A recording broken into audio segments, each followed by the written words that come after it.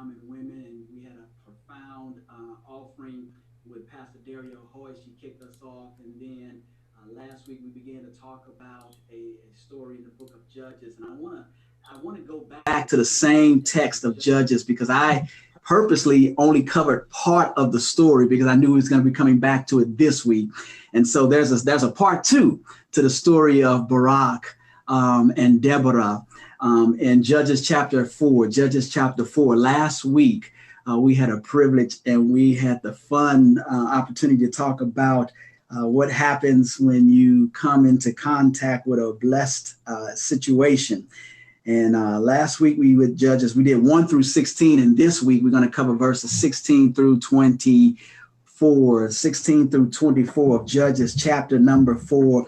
And I'm just excited and delighted, man. I tell you, it is going to be a word. Oh, my wife said I need to turn the screen on. Thank you. Let's see here. I may. There we go.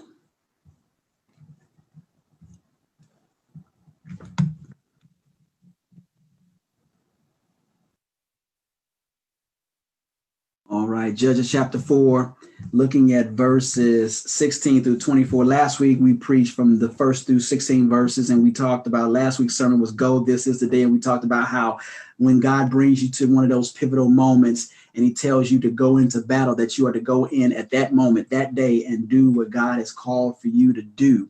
And so this week, we want to go to Judges chapter 4, verses 16 through 24. And I'm reading from, I believe this is the New Living Translation of the Bible.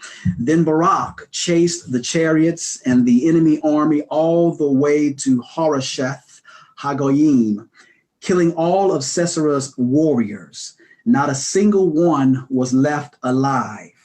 Meanwhile, Sisera ran to the tent of Yael, the wife of Heber the Kenite, because Heber's family was on friendly terms with King Jabin of Hazor.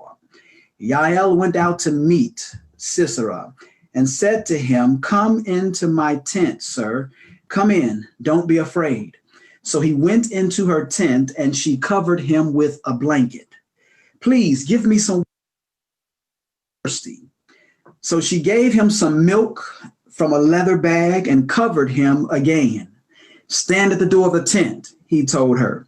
"If anybody comes and asks you if there is anyone here, say no." But when Sisera fell asleep from exhaustion, Yael quietly crept up to him with a hammer and tent peg in her hand.